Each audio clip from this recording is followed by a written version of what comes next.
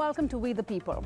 Over the last few years, several steps have been taken to eliminate the historic discrimination of transgenders and reduce their exclusion from mainstream India. In April 2014, the Supreme Court gave a major boost to transgender rights by its decision in the landmark Nalsa judgment, where it recognized transgenders as the third gender and sought to provide them social protections. Since then, from redrafting the Rights of the Transgender Persons Bill 2014 to including transgenders as beneficiaries in social security schemes, many would say that India has made great strides towards ending discrimination of transgender persons in the country. Now, the passing of a bill into law, or this bill, is important to implement the transgender rights that have been recognized by the Supreme Court. Now, this bill was supposed to have been reintroduced in the just concluded winter session of Parliament, and it is now pending. But why has a new bill that claims to protect transgender rights drawn the community's ire? The transgender community has strongly objected to the recently formulated Transgender Persons Protection of Rights Bill 2016. Why are transgender Indians opposing a bill that aims to protect them? Well, on the show tonight, we have Anand Grover, senior advocate. He's the president of Lawyers Collective, also one of the lawyers who fought against Section 377 on behalf of the NAS Foundation, a New Delhi-based organization that works on HIV, AIDS and sexual health. We have Ishkaran Bhandari, advocate of the Supreme Court. We have Dr. Rajat Gupta, who's a consultant with the Gender Identity Clinic at Fortis. We have Dr. Karthik Bittu Kondaya. He's a trans activist and also the Associate Professor of Biology and Psychology at Ashoka University, Father Stanley, spokesperson for the Archdiocese of Delhi, and Grace Banu, gender activist. Grace, I want to start with you. We have, for the first time perhaps, our parliamentarians are actually working on a law that is going to guarantee rights to transgenders. Yet you're opposing it. You have in fact written a letter to Prime Minister Modi where you've said you rather be euthanized and the entire community rather be euthanized instead of living under the conditions that this bill is suggesting. This bill was not created by trans people. It was created by cis hetero people who wants to destroy the trans autonomy and trans liberation, and it makes the transphobia the law of the land. What do you mean? Can you give us some examples? Because it's destroyed our trans families and it's misgendered the trans people.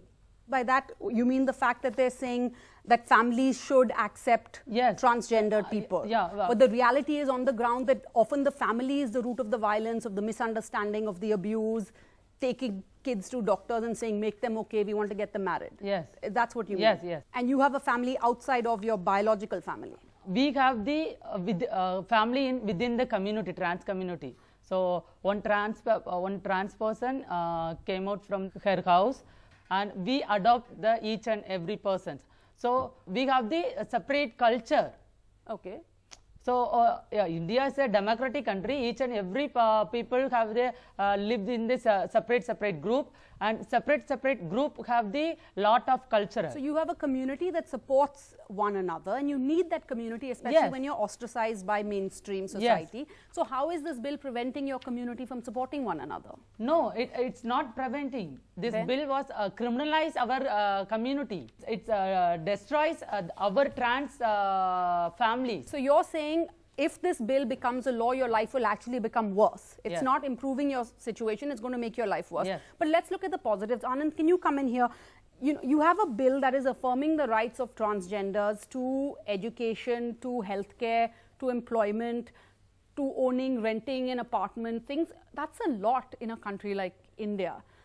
Now, if a landlord refuses to rent an apartment to you on the grounds that you're transgender, or a doctor refuses to treat you, what can you do? At least if this bill becomes a law, you can at least, I'm not saying it'll work, but at least you can take legal action. Sarah, you're right. It does that partly, and it's a very subsidiary part of the proposed bill.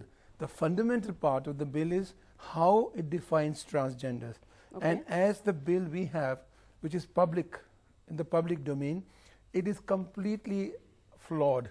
It doesn't actually understand what transgender is in terms of NALSA, and apparently they have borrowed it for intersex persons from Australia. So that is completely flawed. And secondly, if you look at it, there's a major problem. transgenders have been recognized historically prior to the British. The British were very anathematic to transgenders, homosexuals, etc. Now that whole community was sought to be destroyed by the British. They were able to keep together because of the gharanas and this and that. But now, are you dealing with the fundamental aspect of their sexuality? No, they're not even talked about. And 377 now is on the anvil of being removed. So what are you doing about? So you can get certain rights here. What are the rights? If I am a so-called transgender, now transgender is a general rubric. I could be trans woman, trans male, or just transgender. That's how NALSA reads. Transgender is the overall generic name, and within that you can be a trans woman, but how do you become a trans person in this law, the proposed bill? You have to go through a district screening committee. So you don't get rights until you go through that. And if those people decide that you are not, then you won't be. That is not what NALSA says. NALSA says, if I am a man, I want to become a woman, trans woman, it is my right. That is completely destroyed by this act. I am told that the definition may change, we don't know, but this screening committee will remain. So this is completely flawed. So if I have to go to a screening committee and they will tell me what I am, whereas NALSA says it is self-identified, you're completely doing violence to NALSA. And secondly, on discrimination, it talks of no person should be discriminated. Then it talks about education alone. So we don't know, is it applicable to private sector or not? It's not very clear. So there are lots of flaws which have to be sorted out. There were a large number of recommendations. Sorry, to play devil's advocate, some would say that you need an identity card to prevent misuse. For example, you get certain benefits, let's say reservation, and people might misuse it. No, but even now you can do it. You don't need to go through a screening committee. If I have an Aadhaar card with my trans male identity, I can actually become that. That's how it is today. A lot of people have already become that already without the bill. Now, will the bill require, when it becomes a law, that I go through this process again? And I may be denied it because somebody will say, no, sorry, I don't think you are. Who are others to tell me what I am? So that's the fundamental flaw. Tell you. I hear a lot of people nodding in agreement. Why? Tell us about yourself and why are you nodding? Hi, my name is Reena Rai and I'm a founder of Miss Trans Queen India. And I did this pageant for trans women. Being as a heterosexual woman, I've taken the step because I wanted to change, get a change in a society, in the mindset. Like, you don't need to be from the community to bring the change. You can only bring the change when people like us who discriminate will stand with them and hold their hand and take them forward. That's fantastic. So, you don't need to be within the community to help out anyone. I think that's a great. But you started a beauty contest for transgender people. Right. But what inspired you?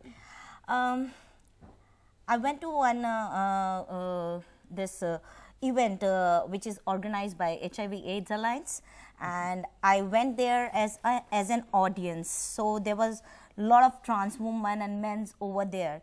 Being sitting in an audience, I've realized a community is doing a lot for community since a very long time. But the change will only come when people like us who discriminate will start taking a step forward, and from there I started thinking, what can I do to change the society, but it was not intentionally done कि मेरे को वहाँ से आने के बाद pageant ही करना था, but I got an opportunity to do an event, and I said कि first thing came in my mind, if I'll do something, I'll do a pageant for trans women, so that they will get an opportunity to showcase their talent and beauty to the world.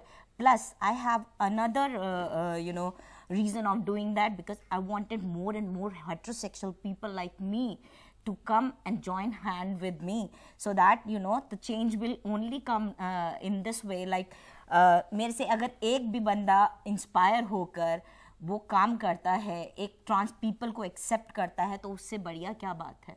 So we have to have acceptance from society, but you also need laws. Now, Ishkaran, this bill, if it becomes a law, is disingenuous, saying panelists over here. It's not actually bringing about equality. See, firstly, do I support transgender rights? Obviously, I do. The debate here is what form and what are the extent right now which you would give it. Unfortunately, the most militant activists on any issue want a very extreme position. Be it environment, be it animal rights, you want a utopian position. What is the extreme they're asking? I'll answer that. In India, even if you are a below poverty line person, you have to get a BPL card made because you get certain benefits. You have to get a ration card made to get certain benefits. Out of this bill, certain benefits will flow and which must flow. So the government has to have a screening process where they give a card. If it is only self-identification and benefits are flowing, it will be prone to misuse, not by transgender people, but by certain other people. And in India, in every aspect where we are giving benefits, we have to have some process. Second part, as the bill comes right now, I heard a very extreme suggestion that it is, we will commit whatever. The point is, it is giving certain rights. It is giving rights in education. It is enabling you, if you are discriminated in housing, to go to law, enforce law, register a criminal case. All those rights are flowing.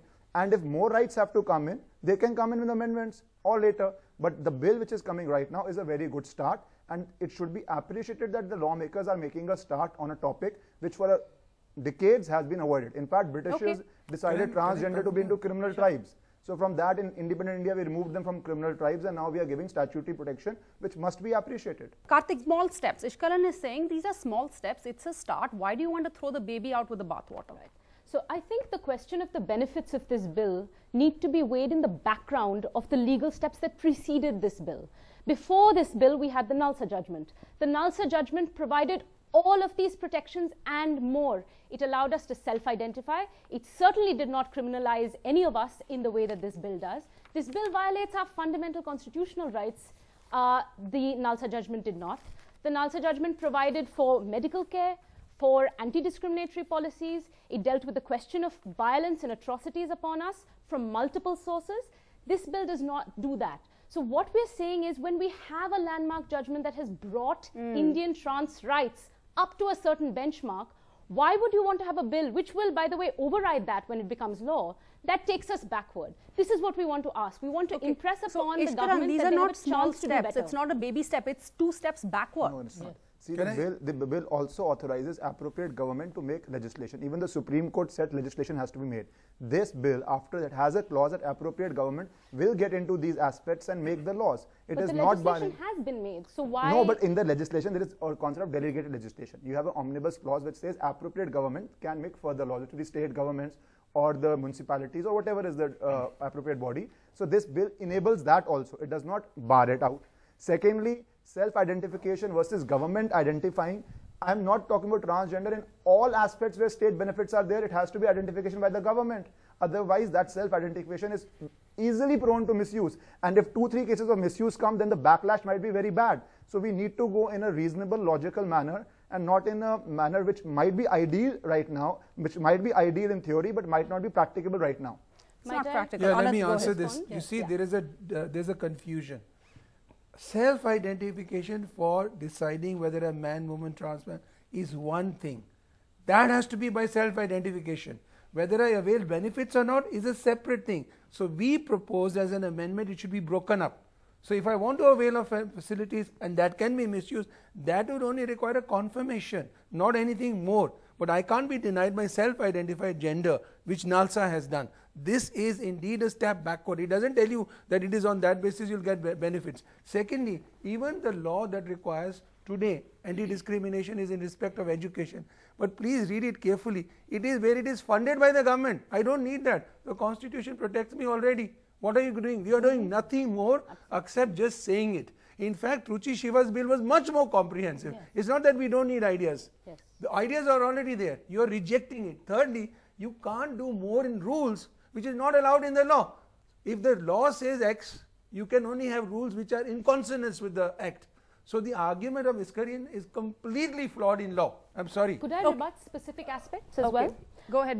Specifically, the claim that, for example, landlords cannot throw us out. All of these forms of discrimination, bear in mind that in the penalties and penalties section of this document, actually most of the forms of discrimination we face are not penalized. Discrimination in employment. Most trans people don't get jobs. Do you think everybody grows up saying, I want to beg when I grow up? No, in fact, people stay in the closet for years because they don't want to think that that's the only option available, right? Begging is something that has been traditionally organized by the trans community as a fallback, as a mutual support system when society fails us. So why is it that we don't get jobs? I have tried to get trans friends of mine with multiple degrees jobs, and it has been excruciatingly difficult. There is no penalty for any of those forms of discrimination. What is penalized is enticement to beg. Whatever that means, it's a very draconian phrase. How do I prove enticement? So you can't criminalize the traditional practice of seeking alms,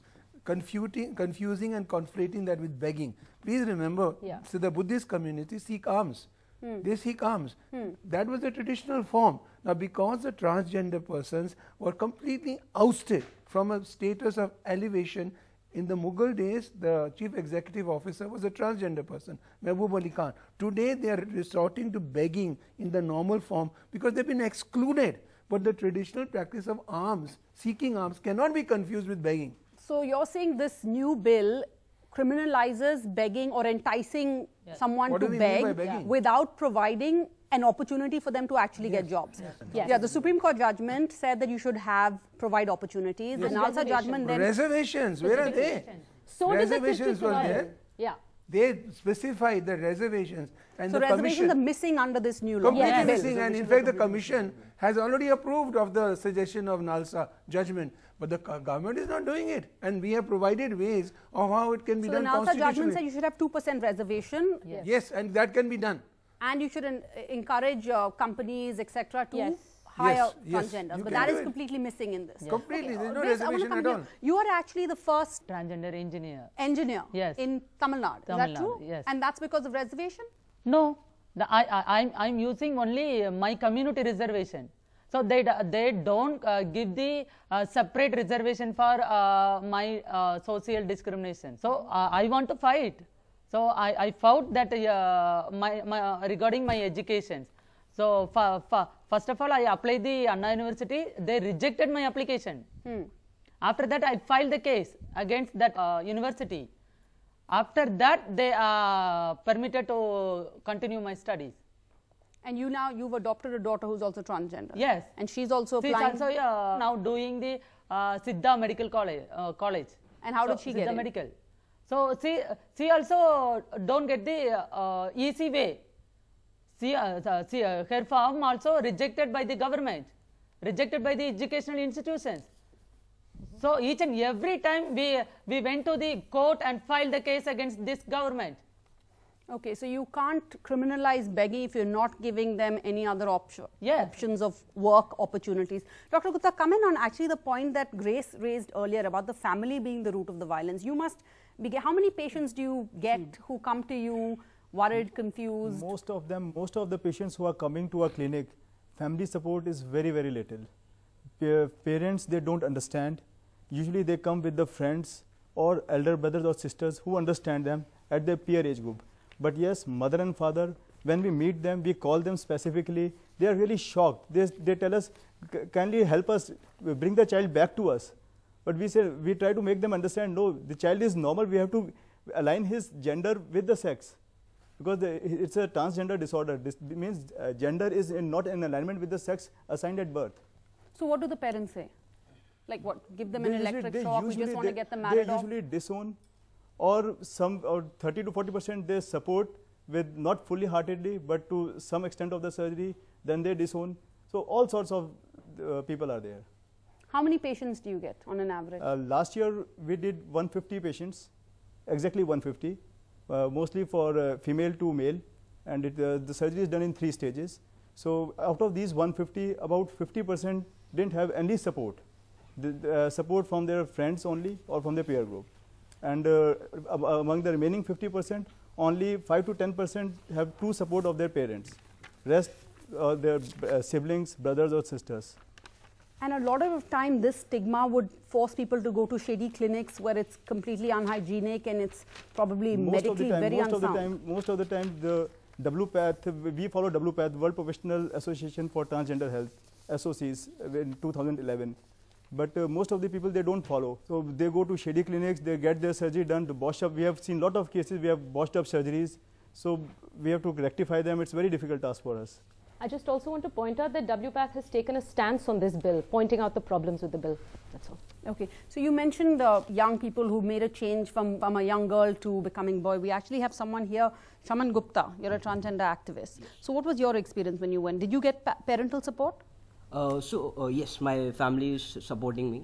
And I think this belongs to a very educated class, like the ones who are privileged to have educated parents and educated. Hold on, is that true? Is it true that the educated are more supportive? I don't think so. I think that I've seen parents who are supportive across classes. Okay. And I've seen unsupportive parents across classes. Okay, but in your case, you're lucky But enough that you had supportive parents. So it might differ for people, but yes, I still believe that because of, not because my parents were educated, but because I'm earning myself today, or I have a decent dignity in the society, even my relatives who are, who would be called very traditional in other sense, are, not interfering because they see me as an independent person. But for people who dropped out of school or colleges because they could not attend due to their gender issues, I think for them it becomes very difficult for not earning themselves and then have to go beg their parents for something.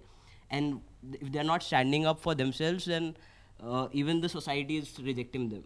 So I have been working with trans men all over India, and what I have seen is money and education becomes a huge issue. So if they are completely dependent on their parents, how the people who have visited SIR, the 150 numbers, imagine those people, kind of affording 50,000, 1 lakh rupees. And imagine those people who are still struggling all over India. So if this bill does not provide us the basic health care, it's absolutely of no use to us. Okay, so the healthcare is also an issue in this bill. Yes.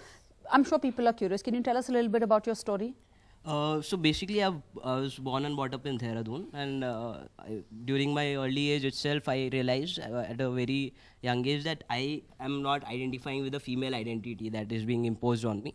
And I was living the way I wanted to. I completed my engineering, and today itself, I have not gone through any surgeries as such. I am on hormones right now, but I was able to get a male identity card because I look like a cis male. Right, and that itself, like I was talking to sir, is it against the law? I could self-identify myself without this bill being in place, only based on my looks, and somebody else who goes to the same Aadhaar card person will be discriminated if they don't look cis enough. I get all the privileges because I look male, and so that's like discrimination on the part of the law. How can it discriminate on the basis of looks? That has happened because of the Nalsa judgment. Exactly. But there are a large number of people who are not actually able to get that. And just to answer the earlier question about, we get a lot of cases who are well-to-do people, but their families oppose them sternly because they don't identify with their cause at all. So it's across the caste lines. It depends on the attitude of the parents and is not really determined by whether you're educated or not. Prejudice is not based on education. Prejudice is inherent to people's attitudes, which are based on various factors. And because of this, you need the government to come to the aid, at indeed least legally. Father, will you come in over here? There's a lot of prejudice against transgender persons, and we have even like the church not supporting them. What is your stand on this? I wouldn't say the church is not supporting Sarah. It's basically, the human beings from the biblical point of view are called the crown of creation. Okay, God created the male and female, very, very, very biblical. But besides these 2 points, the Bible also gives the transgenders a great position in the Bible. There are people who were the treasurer of the king, queen of, in the New Testament we have the queen of Ethiopia. Queen of Ethiopia's treasurer was a transgender. And we had in the book of Samuel and also Daniel, the lady who were actually helping Susanna was actually transgenders. There are a lot of people who kind of, like Sir said, of the Mughal, the executive, the Bible gives ample references of people who are transgenders who had a very respectable position. But whereas when you come to the Indian context, I think the transgender looks, people see that he is a sharp hair, he is a curse to our family. So that's the kind of a major thing that you like to distance them. But in the case of church sees people as human beings, as image and likeness of God. Whether you are a male or a female or a transgender, the church accepts people. The church doesn't discriminate people. Even in the bills that we are talking about, the homosexuals, and the church does not criminalize anybody. And the church does not have the authority to criminalize. Church is a moral body. If a person like a transgender wants to live a transgender life, maybe promiscuity in sexuality, the church would say that's not right.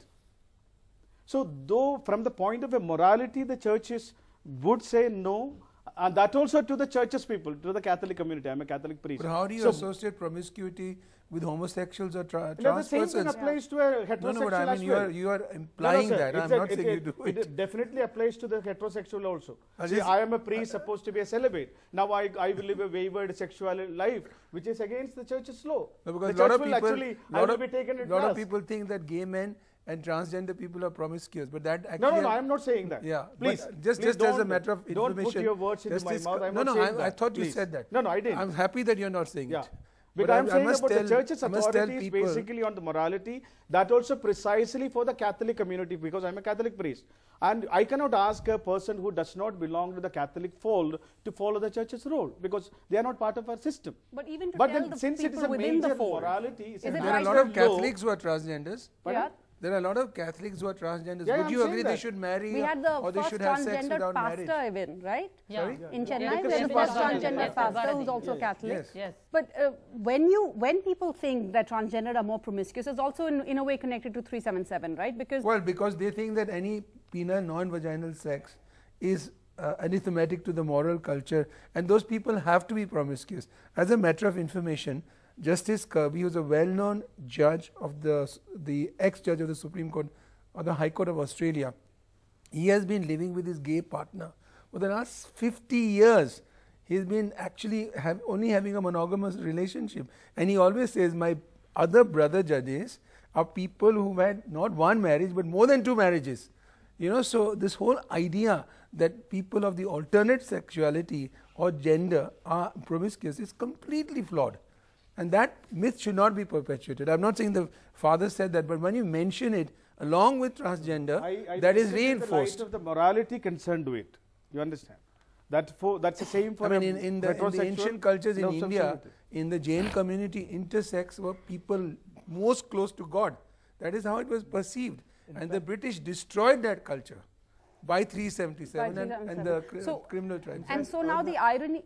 In Sorry. fact, Ardhanarishwar, the strongest god, is the Lord Shiva and Lord Parvati, half male, half female. Yes. In But if I can That is very different. Huh? No, that's a different But if I can relate this back to the bill, one issue with the bill which has not been addressed yet is the fact that it encodes discrimination in terms of redressal when sexual assault happens. Okay. As of right now, if a trans person is sexually assaulted, the bill provides for less punishment Yeah, 2 for years sexual punishment, assault whereas it with is a 7 cap years of or 2 years. imprisonment, lifelong right? imprisonment. For a sexual assault against a trans person compared Okay, to a no, cis no, woman. but rape is rape, whether it's a transgendered or a woman Not or according to a the bill. man. No, being Not raped. according no, to the Sarah, bill. because you are not a... We agree. No, please, that should be the case. That should be the if case. The rape law under 376, sorry, is only when a male, that is biological male, has sex which is non-consensual with a biological woman. If either of them are transgender or alternate gender, they will not be within the ambit of rape. So rape is not there at all. So actually, technically, a transgender person can be raped and it's not rape.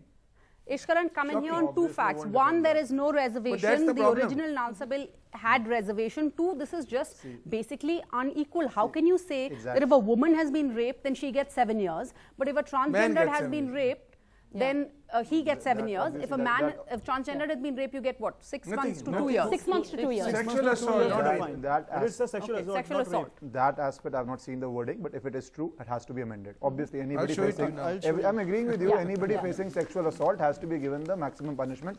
There is no doubt on that. Yeah. On the other aspect, see, there are 2 different things being argued here. One is self-identification and one is reservation.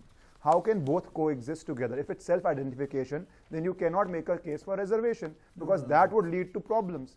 And if it is identification by the government, by an approval process, then you can argue for a case of reservation. Both wanting together is extremely difficult in any context in the world. This is like saying I'll self-identify, and once I'm identified, this reservation flows or this benefit flows. How can that doesn't exist? know the law regulating the reservation. How can this Because if I want exist reservation, I have See, to go through a understand. scrutiny process. That's Exactly. Yes, different. that's There are different from a different screening procedures process. for that. Yeah. Exactly. If we want to exactly what avail I'm the trying to say. benefits, Exactly. then we have to Reservation go is through the different. scrutiny process. Also, Yes, see, but it's nothing to my do with wish- this law. So, see, also, even in West, even this election recently, there were the debates where if you are identified as this person, what toilet would you use? That was a debate in US going on, right? Still there. So that's what I'm saying, that those debates, those ideas have to evolve over time, whichever way the debate goes. In India, that's what I'm saying. At one time, pre-British, the position was very good. British made this Criminal Tribes Act, put everybody into the criminal tribe. Position became extremely bad. Now, if a statutory backing is coming up, whatever small amendments are needed, but majorly, I would suggest the community should back and get a statutory backing because it always helps you in the longer run. Then why didn't you have the Truchi Shiva bill? It is already passed by the Rajya Sabha. This bill was introduced. Please understand the law. No, madam, this bill was introduced after the government promised Mr. Truchi Shiva and the Rajya Sabha that no, we don't want this bill because it had to be passed by the Lok Sabha. Lok Sabha, this was introduced, sent to the standing committee. So there's a bill already before the Rajya Sabha which is more comprehensive for Truchi Shiva. So if we want a statutory backing, we'll have that rather than this. So can I ask, why do you think this behind the scenes we don't know. We want to know. Place? We understand the government is interested in transgenders, but then they should listen to the community and the voices of the people who have worked on this issue and also keep up to the standard of NALSA. NALSA has given you a particular standard, a benchmark. You can't go below that. Then it's not, why should we lose out? Already we have a law in terms of the judgment which is binding on everybody. Why should we not have that? Okay, let's get some audience reactions. Anyone with reactions now on this?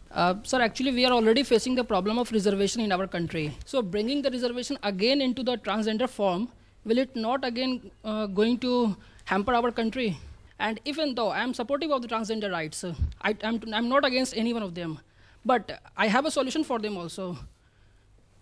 Without going for reservation system, it is better to create a transgender welfare commission. Like we have created the SC/ST commission. Then why again the reservation system is again, it is bringing into the picture? So reservation, we can of course have a full debate on reservations, but that is not going to be easily accepted by everyone. Go ahead. If we talk about section 375 of the IPC, so the sexual intercourse is mentioned there on the 4 grounds, and 376 of the IPC mentioned rape on the 7 grounds, sir. So if the transgender has been raped, so it will come in the category of sexual assault, sir. So how you will make the person liable for rape, sir? So that is the big issue, sir. I'd like to respond to both of these. First, I think the question of who reservation benefits should be asked from the people who are benefited by reservation. And so I think that certainly we want a trans welfare commission also. But a welfare commission by itself cannot create jobs. We think there should be at least jobs within each reserved category. So we're not asking for an increase in the number of reserved category seats, but within each category, we're asking for internal reservation for trans people in each caste category based on gender identity. As far as 376 is concerned, now post 2016, it is clear that for example, sodomy, rape of any kind of penetration by any object or body part in any orifice constitutes rape. And so that crime currently only protects biological cis women. We ask that the same crime can be and is regularly committed against trans women. In fact, every trans woman I know has survived an attempted or completed rape. Many trans women have survived multiple rapes and they have had no recourse. Under the NALSA judgment, we have tried going to police stations and saying she is a woman as far as NALSA is concerned. She self-identifies as a woman. Therefore, 376 must be applied. But this bill then sets us back if it codifies trans people as having fewer rights of redressal when they are sexually assaulted or raped compared to somebody who's not. How many times have you succeeded in getting the police to register an FIR based on the... It can't be registered under law. In fact, at one time when this woman was raped, the police threatened to file 377 on the victim. And then we really rallied women's groups to go to the police station and say that this was not acceptable. Under the judgment, you're still not getting that right. I'm just trying to ask that. Under the NALSA judgment, we would actually. But have you gotten it? Yes, in that one case. Police have registered FIRs. Yes. But also, and so criminalizing begging would in fact make it easier for people to be more, to be victimized even more. Absolutely. You could be picked up by the cops. And absolutely. And one thing I want to make very clear is that we have had multiple incidents of rape by police people, by all of the custodians of the law. And so we need to understand that anything that gives the police an excuse to harass people is a problem. Already, there have been raids in multiple parts of the country where trans people who are just walking on the roads, who are working either in begging or sex work, have been accosted by police and they're told, "Tumhare liye ek bill aa raha hai na, आप यहाँ पे क्या कर रहे हो? We're going to put cases on you, right? So trans people are criminalized like this. We know we have trans friends who have been criminalized. They've been, just seen on the train. अच्छा तुम train पे हो? You must be begging. And they've been, false cases of extortion. All kinds of cases under the existing statutes are filed against them. So this bill, and instead of the burden of protecting proof or is very empowering low. you, would make things Absolutely, much it's going worse. to create a wave of repression against trans people. We really have to worry about the I consequences just want of to that. add one thing. There's a concern which is legitimate about reservations. But you can't get people to give jobs to the stigmatized community at all unless there is an affirmative action through reservation. But the law is very clear that you can't have reservations beyond 50%. But if the transgender people don't get jobs, even in government, private sector, forget it. Then you need to have a law which says reservation. And please remember, NALSA judgment itself has said it. So that is extant law today. And you can't go back on it. Where is the reservation? Let's get more reactions quickly. You said that this transgenders people are just involved in this kind of begging and sexual activities. And also if we are going in traveling in buses or trains, we can see that lots of transgender people are harassing the passengers just because of their transgenders, they are asking them money. And also, as father said that in the history, there are lots of transgenders who are in higher places. What caused this change from that higher position to this lower position? Concrete example now, Sarah. One second, I want to go over to the first part of his question, which is interesting. I'm sure many people would share that view. Ritika here joins us. Ritika, यहाँ पे ये कह रहे हैं कि अगर transgender लोग चाहते हैं, मतलब आप जैसे इंडिया में कहते हैं हिजरा, राइट? तो अगर ट्रांसजेंडर लोग या हिजरा चाहते हैं कि लोग आपको रिस्पेक्ट करें, आपको इज्जत दे, तो फिर आप क्यों जाते हैं किसी के घर में और फोर्स पैसा देने के लिए फोर्स करते हो, या शादियों पे यू शो अप एट शादीज और एट बर्थ फंक्शंस? मैडम, ये हमारा ट्रेडिशन है, हमारी परंपरा है, ठीक है, जो पुरानों से चली आ रही है. अगर आप रामायण देखते हो, ठीक है, तो भगवान राम जी ने बोला है कि कलयुग में हिजड़ों का राज होगा, ठीक है. और अगर आप कृष्ण जी के युग में देखते हो तो हर जगह हिजड़ों का जिक्र होता है और ये हमारी परंपरा है, ठीक है. अगर हम यहाँ किसी के घर पे मांगने नहीं जाते हैं तो लोग हमारे घर पे दे के जाते हैं. बधाई, ये बधाइयाँ हैं, ये बधाई का सिस्टम है और मैं खुद बधाई करती हूँ, ठीक है. मैं किसी ऑर्गेनाइजेशन से जुड़ी हुई हूँ, मैं एज अ प्रोग्राम ऑफिसर हूँ, लेकिन जो मेरी परंपरा है पहले मैं उसको फॉलो करती हूँ. मैं किसी हिजड़ा घराने में चेला हूँ, ठीक है. पहले मैं उस परंपरा को पूरा करके आती हूँ, फिर अपना ऑफिस का काम भी संभालती हूँ. But there's a difference between voluntary giving, ठीक है. and मैडम, एक्चुअली क्या है, ये जो न्यू जनरेशन है ये उनके लिए है. आप जॉब दिलवा रहे हो, आप स्टडी करवा रहे हो उन्हें, ठीक है, ये उनके लिए है. ये अगर मेरी आप कह रहे हो आपको जॉब नहीं चाहिए, आपको एजुकेशन नहीं चाहिए. अगर मेरी गुरु 60 साल की है तो मैं अपने गुरु को ये बोलूंगी जाओ के पहले आप फर्स्ट क्लास में दाखिला लीजिए, ठीक है, 15 साल पढ़िए, फिर उसके बाद जॉब कीजिए, तब तो मेरी गुरु भगवान तक पहुंच जाएगी. नहीं, अगर मैं नहीं, एक जो रियलिटी है, ठीक है ना.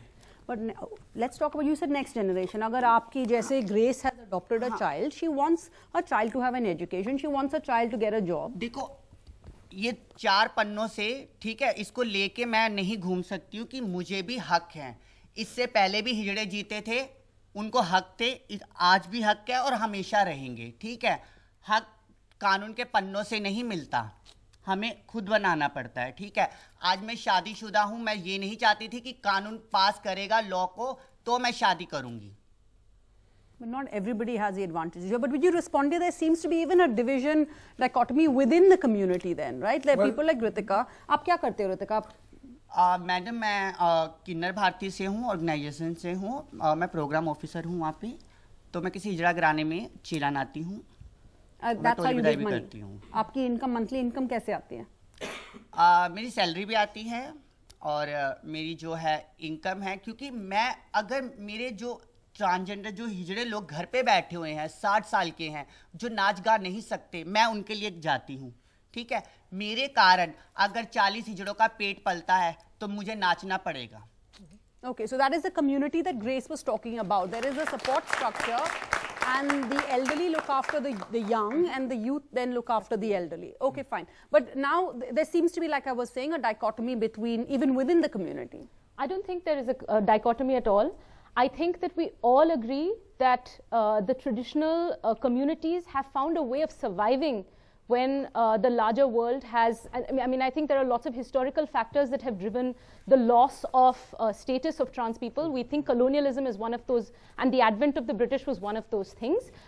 Till today, many of the traditional structures that support the Hijra Gharanas are, for example, Havelis that were given by the Mughals, or by various previous kingdoms. So there is still that system which continues to sustain trans people, and we absolutely reject the criminalization of these traditional structures. You know, traditional families have also been potentially criminalized by this bill. This bill takes a section that was in previous legislation meant for trans children, and it has just removed the word children.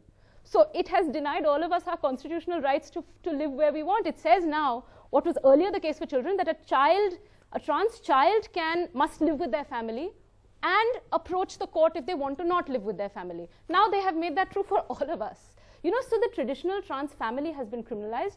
All of us in the trans community agree that young people who want the opportunity to live in the same way that anybody else would should have those opportunities, and people who are invested in traditional structures should have the right to remain in those traditional structures and thrive in those traditional structures.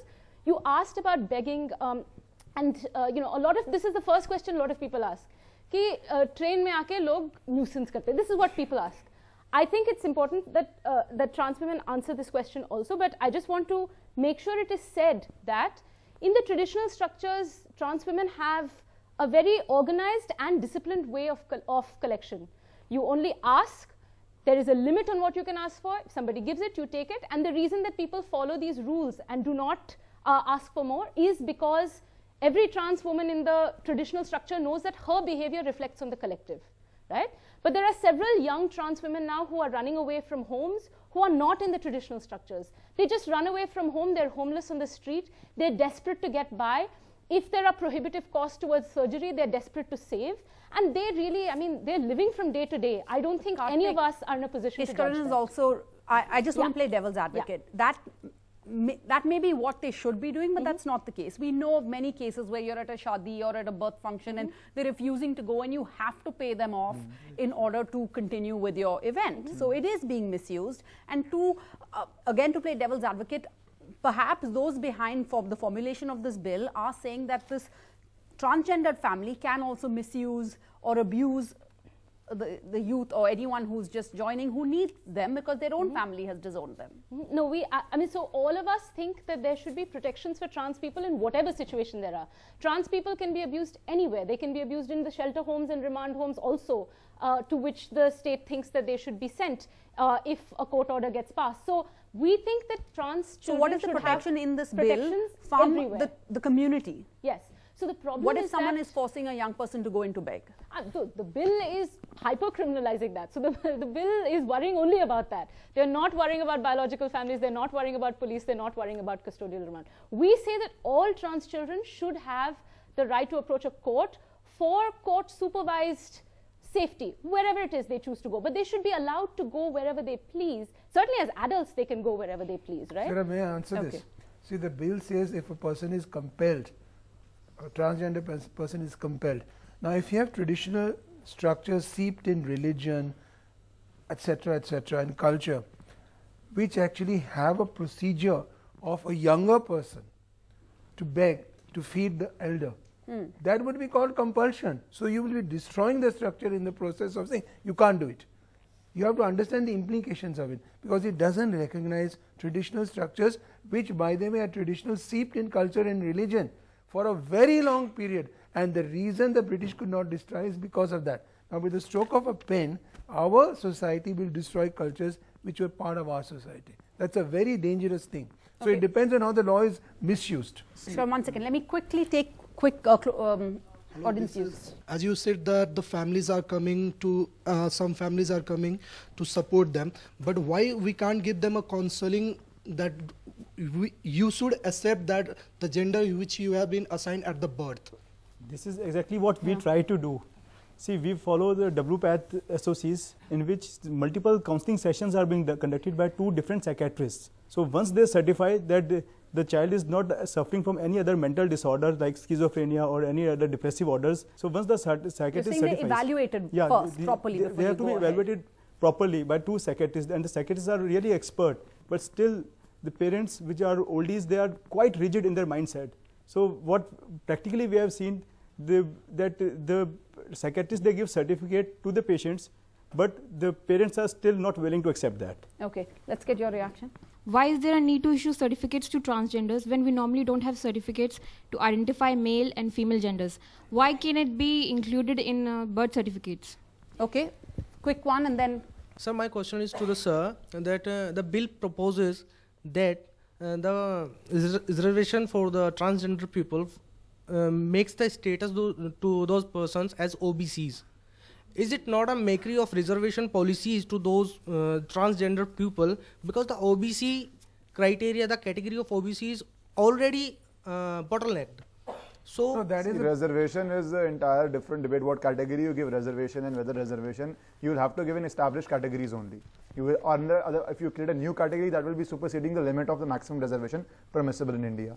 But on the other aspect of this compelled begging and all, see, compelled would be, the complainant would be a transgender person itself. So if a transgender person feels compelled by other transgender or other people, their person should have a right to say it's a cultural practice. You can't allow compelling of anybody. So that even if it's a cultural practice, then it would have to go. If a transgender person feels I'm compelled by other transgender person, this bill gives the person a right to approach the court, and that should be there. That cannot be wished away on the rights of compelled. My question is this: the reservation. It's not in the bill, huh? Yeah. That was NALSA. So there's a misunderstanding on that. Okay, we're out of time, but both Karthik and Anand have been asked questions, so both of you quickly respond and then we're winding up. I'll respond quickly on the birth certificate question because this is really important. It's not just this government. Everybody thinks that trans people are intersex. There is a difference between being trans and being intersex. Intersex is when at birth, a doctor looks at a child's body and says, I am not sure whether to classify this child as male or female as per medical categorization, right? A lot of intersex children have also raised the issue that then sometimes when doctors claim that they should be operated upon to fit any given category, that is problematic, and that happens at an alarming rate. But that aside, trans people, some small fraction of trans people are also intersex, but most trans people are born with a body that is unambiguously assigned by the doctor, but they do not identify their gender identity, which they voice as they grow up, is not in consonance with the biological sex that they have been assigned at birth. Okay, closing argument, Anand, would you not? So that's why the birth certificate is not in place. But I agree that everybody should have the same process of self-identification. I want to ask. No, we're out of time, ma'am. I just want to have closing arguments with Anand. Well, I don't think it's a diluted law, and actually, there's a central flaw in the law which doesn't recognize self-identification. It doesn't protect people as NALSA did. It actually allows the traditional structures to be destroyed on the guise of begging. Take an example. If I am a Hijra, it's in the Hijra community. If I am a Hijra, for a long time I have accepted the culture. That culture is accepted that the younger person has to go and do badai, dance, etc. and give money. That person can say, okay, now this is begging, I'm being compelled to beg. Then they actually launch a criminal prosecution. You're destroying the structure altogether. The younger person shouldn't have. No, one minute. So we have to have safeguards. The law doesn't have safeguards. The other person can say culture. Now this will allow the interpretation in such a manner that people's traditional structure will be destroyed. The British couldn't do it. This will allow it to happen. It's a very dangerous thing. I just wanted to give an example of a case which I'm doing just now. The Navy, there's a person in the Navy who was male. She has actually transitioned to a female. She has been kicked out only because the Navy doesn't recognize transgender. Yes. Now what is the option given? Or because that post was no, she is fit to do the job. Okay, but do they have women doing that post? Because she's wearing a lipstick or what have you. Now the point is, do they have women doing that post? No, the women do other work. There's no category of transgender within the rules. Okay, I don't want to go into that because we don't have the background of that case and we're completely out of time. But thank you so much, everybody. We have to wind up here. But this is an important issue and we hope more debate on it can be generated before, if it ever comes up in Parliament for debate and eventually is passed. Thank you so much for joining us on Meet the People. Thank you.